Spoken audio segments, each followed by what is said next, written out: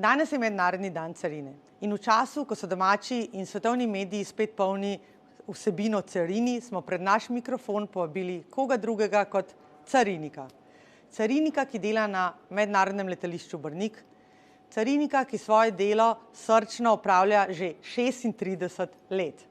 Z nami je nasmejan, zgovoren, poln znanja, informacij in dobrih zgodb Aleksander Iskra. Aleksander, pozdravljen. Pozdravljena. Slišim, da si carinik že 36 let. Kako bi mogoče tistim, ki carine ne poznamo tako od blizu, mogoče v nekih stavkih opisal, kaj danes pomeni delo carinika na Brniku, tipičen dan carinika, pa mogoče kaj ga naredi netipičnega? Lepo pozdravljena. Ja. Glejte, jaz sem carinik na letališču Brnik že 22 leto. Prišel sem leta 2004 na delo iz bivšega carinskega urada Jesenice. In tukaj sem nadaljeval svoje delo kot vodja izmene.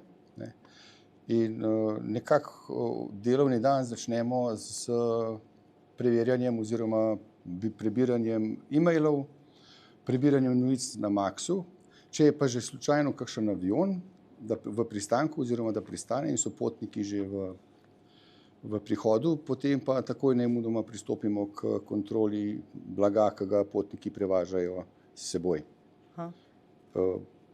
Se pravi, nekak plan si naredite zjutraj? Tako. Zjutraj si naredimo nek plan, vidimo, koliko je letov, koliko je odhodov, koliko je prihodov. V najboljših časih je bilo tudi 70 teh operacij, recimo 35 pristankov, 35 odletov. In na vsakem takem letu se zgodi kakšno dejanje, ki ga je treba recimo upraviti. Seveda. Koliko pa je danes letov, recimo, če... Danes imamo približno 25 letov. To se pravi 25 odhodov in 25 prihodov, 25 operacij. To pa tudi ni tako malo, ne? Se kar povečuje. Se kar povečuje frekvenca in število potnikov in število letal, število destinacij, iz katerih potniki prihajajo in odhajajo. Tako da je zanimivo, ni nam dolg čas, ne? Tako. Kaj pa mogoče, če grejo malo nazaj, rekel si, da 22 let si na Brniku, prej si bil pa še drugje carinika, ne, še mogoče v nekih drugih časih. A bi mogoče kaj lahko povedala, kako se je pa delo carine spremenilo od teh začetkov pa recimo do danes? Kaj je največja razlika? Bistvo je v kontroli blaga, ki jih potniki prinašajo s seboj, ne. Jaz sem začel delati leta 1991 na Karavanškem predoru, ko se je odprl Karavanški predor. In takrat sem... To je bila tudi ena taka prelomnica. Tako. Prej sem delal, še 2 leti in pol sem delal prej v železarni Jesenice in ko se je takrat Karavanški tunel odprl, so potrebovali veliko količino, veliko osebja in sem se prijavil na carino in sem bil sprejet. In od takrat sem v bistvu v teh carinskih vodah in res mi ni žal, da sem zaplul v te vode, ker tako osebnostno kot značajsko in nekako so mi pomagali pri moji osebni rasti in konec koncev tudi znotraj službe. To delo ti res leži, a ne? To delo z ljudmi mi res ustreza. Tako. Kaj pa mogoče takrat, ko ste delali na Karavanškem predoru, kaj so takrat potniki največ nosili? Recimo, ko smo, če se tako izrazim, švercali čez mejo, takrat je bilo še popularno hoditi v Avstrijo po kakšnih nakupih, pa tako ne, to so bili neki drugi časi. Tako, bili so drugi časi, takrat se je hodilo v Avstrijo po špecerijo, po hrano, po plenice, recimo, plenice so bile takrat aktualne. Tudi sam sem v takrat majhne otroke, tako da to poznam.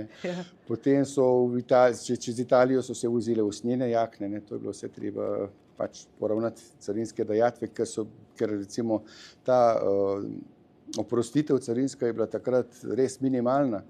Od 30 nemških mark, 50 nemških mark, pa je šlo to na 100 nemških mark. Tako da je bilo res popularno, da si nekam skril te stvari. In ljudje so bili tukaj verjetno kar iznajdljivi. So bili, vse možne variante so poizkušali, od blago so skrivali v prostorih za rezervne gume in v vrata noter in povsod. In pa si moral biti malo iznajdljiv, da si kakšne stvari najdu. Bile so pa tudi večje stvari. Na Karavankah sem zasegel 2 osebna avtomobila, ki so jih skušali prešvercati čez mejo brez A res? Brez dajatev, brez vsega. Zdaj, kako bi to oni to uredili, ne vem, ampak prišli so dejansko s tem namenom, da bi prešvercali 2 avtomobila. To je bil kar velik ulov. To je bil kar, ja. Se pravi, pri vašem delu je zelo pomembno bomo rekli, nekako ta presoja, občutek za ljudi, ne? Da imate ta, kako bomo rekli, carinski nos, ali kako se že reče. Vsekakor. Potrebno je opazovati ljudi, to je naš prvi recimo pristop, opazovanje ljudi in opazovanje blaga oziroma prtljage. Tu na letališču vidimo človeka, kako je oblečen, kako se obnaša, kakšna je njegova prtljaga in na osnovi tega se potem mi recimo odločimo, ali če prihaja iz Evropske unije oziroma izven Evropske unije, ko vidimo potem to na prtljagi in na podlagi tega se potem mi odločimo, pristopimo k intervjuju, se z njim pogovorimo, vprašamo, od kje prihaja, koliko časa je bival pač nekje v tujini. In na podlagi tega tudi ocenimo količino prtljage. Če pride z enim kovčkom, pa da je bil en mesec nekje, se že vprašaš, a je to res dovolj prtljage. Če pa pride 5 dni, pa da ima 2 kovčka, je pa tudi spet vprašanje, zakaj pa toliko prtljage, če je šel samo za 5 dni. Pa kakšne še izkušnje iz sedanjega časa, ljudje sodelujejo, recimo pač so nekako spoštljivi v tej komunikaciji s carinikom, ali kakšne imaš izkušnje zdaj iz Brnika? Večina, bi rekel, 90% ljudi je spoštljivih, odgovarjajo na vprašanja, se pogovarjajo, ker v bistvu pristopimo k njim kulturno tako, z nekim občutkom, z dostojanstvom in ne gremo nekaj direkt na njih, ampak jih pač po ovinkih lepo kulturno, vljudno vprašamo, kje ste pa potovali, koliko časa ste pa bili, a je bilo fajn. In pa se potnik ne čuti več nekega bremena in se skozi razgovor potem razkrije in nam pove potrebne informacije, na podlagi katerih se potem mi odločimo za eventualno kontrolo. Seveda. A pa bi rekel, da so recimo potniki danes informirani? Mislim, sprašujem zato, mogoče lahko poveva, da ti tudi zelo veliko dela, nam pomagaš, nam PR-ovcem pri informiranju ljudi, se pravi, koliko lahko blaga prenesemo iz tretjih držav čez carino in česa se ne sme prenašati. Koliko informirani so ljudje glede tega? Moram reči, da z veseljem sodelujem z vašo ekipo v teh projektih, ki so, ko ljudi informiramo, seznanjamo s temi našimi informacijami, ki so v bistvu zakonodaje Evropske unije, to, kar mi izvajamo. In veliko ljudi žal tega ne pozna, ne vejo, znajo se pozanimati, ko grejo na Tajsko, kaj lahko, kaj ne smejo na Tajskem, ko se pa vračajo v Evropsko unijo, v Slovenijo, pa ne poznajo pravil igre, bom rekel po domač. In ne poznajo, koliko je carinska oprostitev, ne poznajo, da ne smejo prinesti mesa, da ne smejo tam nekih živali oziroma izdelkov iz živali. Mogoče sem povedala, koliko je danes carinska oprostitev, čisto. Danes je za celo Evropsko unijo v letalskem prometu carinska oprostitev 430 €. Se pravi, v tej vrednosti lahko prineseš blago iz tujine, več od tega je potem se odcarini. Tako, je potreba poravnati carinske dajatve in tisti potnik, ki je s tem seznanjen, ki to ve, mu ni problem, ker pač ve. In to je treba še enkrat poudariti, ker skozi poudarjam, to ni kazen. To je v bistvu carinska dajatev, to je davščina, ki jo je treba plačati. Mnogo ljudi misli, da zdaj moram pa kazen plačati. Ne, kazen je, če ti ne prijaviš oziroma če ti skriješ blago oziroma če tako nekaj tihotapiš. Tako tihotapiš, potem je še kazen poleg carinskih dajatev. Saj to me pa mogoče pol zanima, a mogoče še vedno naletite tudi na kakšne, ko bi se izrazila, posebne najdbe, kakšne prepovedane izdelke, celo droge, orožje, ne vem, kakšne večje vsote gotovine, kar se tudi ne sme prenašati. V današnjem času je, kar se tiče prenosa gotovine, v interesu potnikov, da to prijavijo, ker s tem, ko to prijavijo, na nek način legalizirajo ta denar.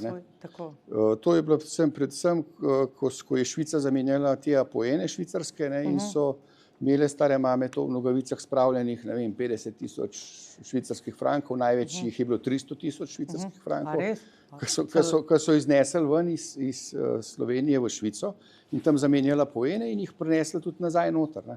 Spet z isto prijavo, z isto vse. In tem potnikom, tem strankam je bilo pač v interesu, da imajo to prijavljeno, da imajo to urejeno, ker so s tem lahko tudi potlej na banko položili ta denar. Potlej so tudi razni, recimo mornari, ki dobijo plačo v denarju, v kešu nekateri, in potem v Koprski luki to prijavijo, pridejo na Brnik, se pripeljejo sem in tukaj odjavijo oziroma naredijo ponovno, jim izdamo potrdilo o iznosu teh denarnih sredstev. Ne. No. To je recimo en vidik, kar se tiče tega prenosa denarja. Drugače, kar se pa tiče drog pa orožja, pa lahko rečem, da zaradi same varnosti na letališču poleg nas skrbi tudi še jasno varnostna služba in policija. Seveda. To se pravi, so to 3 kontrole. Je to veliko lažje izbrati neko drugo pot, kjer se recimo ta prepovedana sredstva, prepovedane snovi lahko lažje prenašajo z manj kontrole, z manj rizika. Ne. To pa seveda ne pomeni, da mi ne upravljamo te kontrole. Seveda jo upravljamo.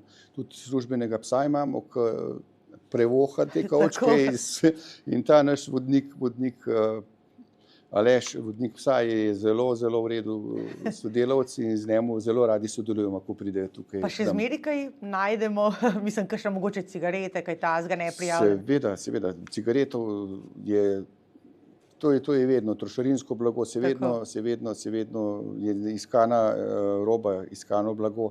Tudi najdemo, tudi zasežemo. Prejšnji teden recimo je en potnik prinesel 9 štek cigaret oziroma 10, pa smo mu eno pustili kot oprostitev, 9 smo jih pa zasegali. Ne. Ampak blago prijavil, ne, tako da ne moreš v bistvu nekega ukrepa narediti, če je blago prijavljeno. Ne. Seveda. Kaj pa recimo, če poveva še čisto našim poslušalcem, česa se še ne smejo vnašati, velike teh živilskih izdelkov, ki jih tudi pregledujemo. Izven Evropske unije kupijo potniki velikokrat prehrano, neke eksotične sadeže, meso, značilnosti njihove kulinarike, recimo s Tajske. In tudi sveže sadje, recimo primer je bil tukaj, ko je prinesel človek cel kovček mangota, 30 kg mangota je skušal prinesti v Slovenijo oziroma Evropsko unijo, ne, in smo mu tu pač vse to zasegali, ker je mogoče še poveva, zakaj to ni dovoljeno? Ne? Ja, vsekakor to ni dovoljeno zaradi samega vnosa morebitnih kakšnih bolezni ali pa škodljivcev, recimo. Ne. Tudi živali, recimo, tudi kakšen pajk lahko zleze nekam v neko sadje in potem... Neke tuje rodne vrste potem dobimo v našo... In to ambrozija je klasičen primer, recimo, ko se je razširila po celi praktično Evropi, ne? S kontejnerskim prevozom. Ne? Kaj pa, Aleksander, še ta zaščita živalskih in rastlinskih vrst, CITES kontrole, ki jim rečemo, to tudi še upravljate, a se tega še kaj najde, mogoče še poveva, kaj to sploh je? Moram reči, da je teh CITES primerkov zadnja leta res minimalno, je zelo v upadu. Sem in tja najdemo še kaj, ni pa to zdaj pravilo, da bi to potniki uvažali. Pa poveva še kakšno anekdoto od prej, ki ste kaj najdeli, se pravi teh zaščitenih živalskih vrst, se spomniš kakšne zgodbe?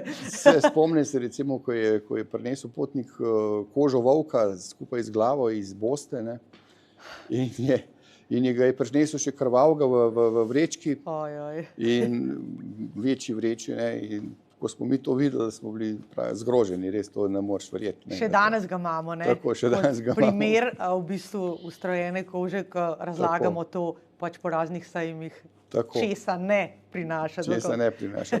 Pa razne korale, pa školjke, pa... Tega je pa več, ne? Tega je pa več, ja.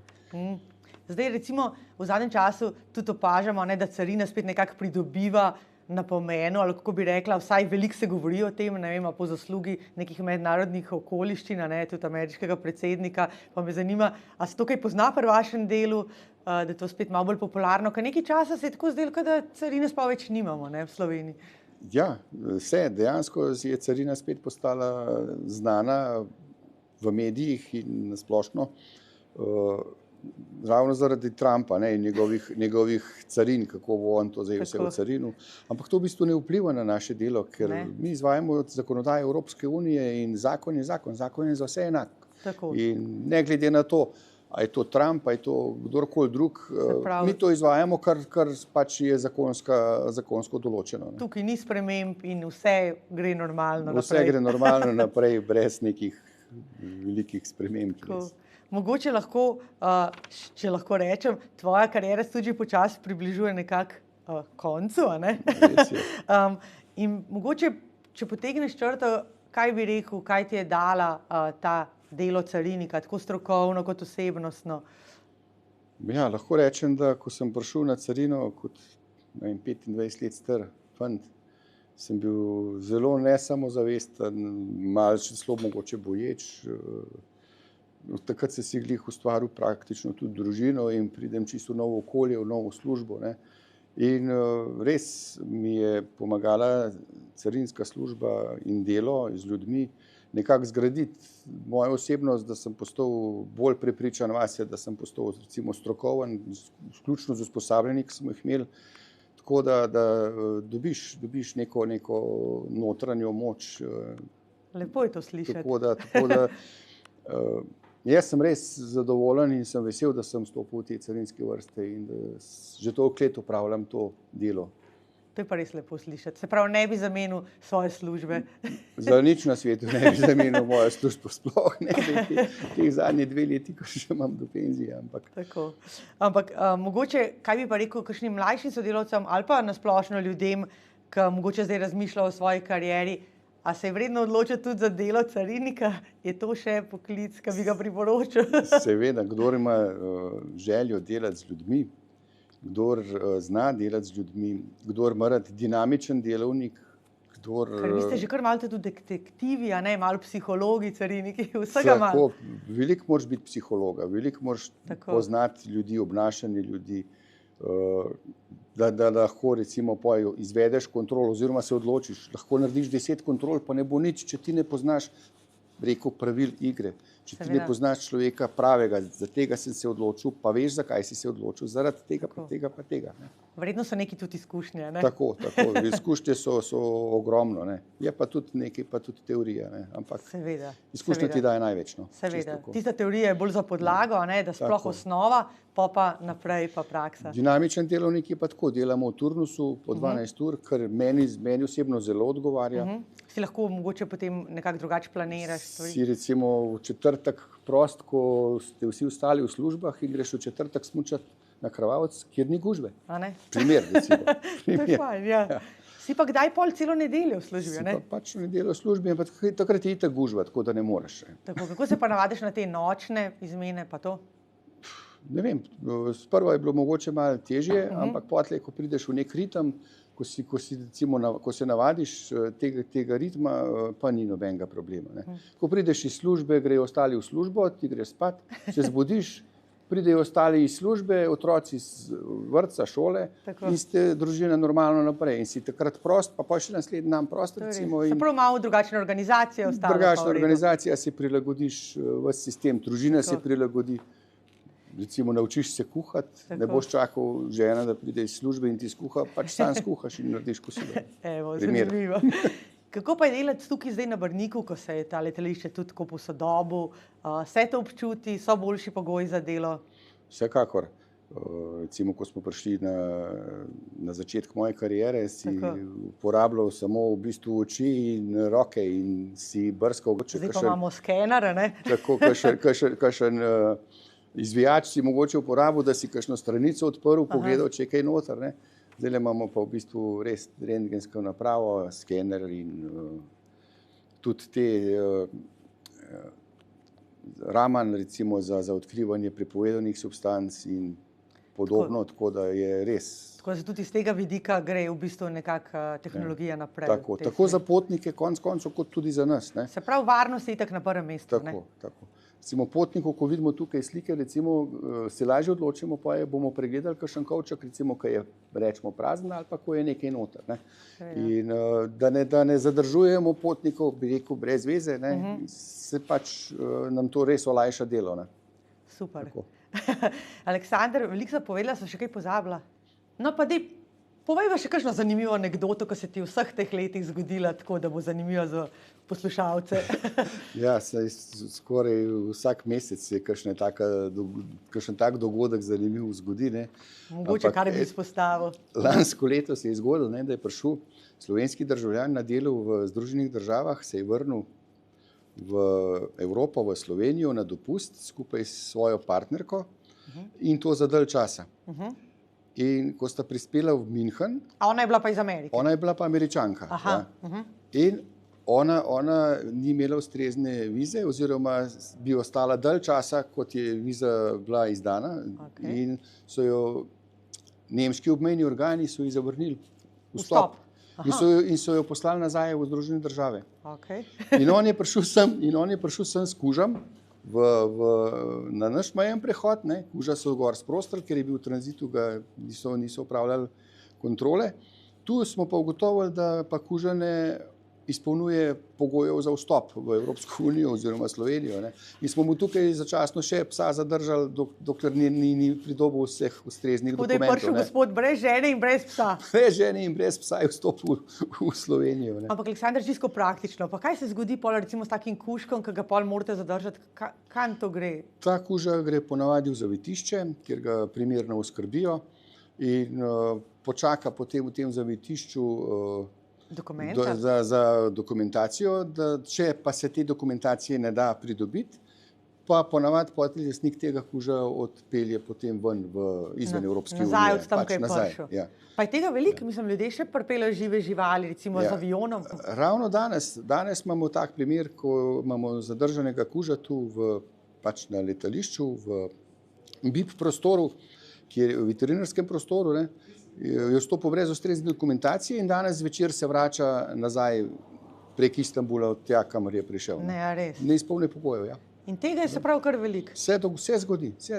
Danes imamo tak primer, evo. Pol morate biti v bistvu cariniki tudi tako na en način malo humanitarci, pa da vse to zrihtate. Ja, saj nam je težko, samo nekaj je treba vedeti. Lahko, da je ta pes ne izpolnjuje pogojev, lahko je bolan, lahko bi prinesel kakšne bolezni. Seveda, absolutno. Tega je veliko, saj se velikokrat soočamo s tem, da pridejo bolani. Avstralija, Anglija, to je nemogoče brez ustrezne dokumentacije pripeljati žival, recimo. Ravno tako se je zaščitila Evropska unija. Seveda. To je treba spoštovati. Pa mogoče poveva še tisto anekdoto, ko sva pa prej na kratko se pogovarjala o teh cigaretih, kaj je bilo? Ja, pred leti, takrat je še Adria letela in so bili potniki iz Prištine in je bila neka ženska s 3 otroci, ko so imeli vsak svojo prtljago v tranzitu za Frankfurt. In ko sem jaz delal kontrolo v tranzitnem prostoru, dam na rentgen te kovčke, noter ni bilo nič drugega kot cigareti. In na koncu smo gotovili, da je bilo noter 96 štek cigaret. Pri vseh otrocih? Pri vseh otrocih in pri njej. Nobene druge prtljage, nobenih oblek, ničesar, samo cigareti. Klasičen šverc cigaret. Pa smo to zasegli, vse cigarete smo jih pač pobrali in potnica je nadaljevala pot za Frankfurt in podpisala odstop v korist države Slovenije. To je bila ena taka elegantna rešitev in za njo in za nas. Tako da nikoli ne veš, kaj te čaka na delovnik v službi. Lahko je tudi kakšna taka zgodba. Tako. So zanimive zgodbe, še veliko več jih je sam. Trenutno sta te dve recimo taki aktualni. To je tako pol res pestro delo. Tako, ni nam dolg čas. Naj bo to, a ne? Tako. Pa vesel mednarodni dan carine. Hvala lepa. Hvala.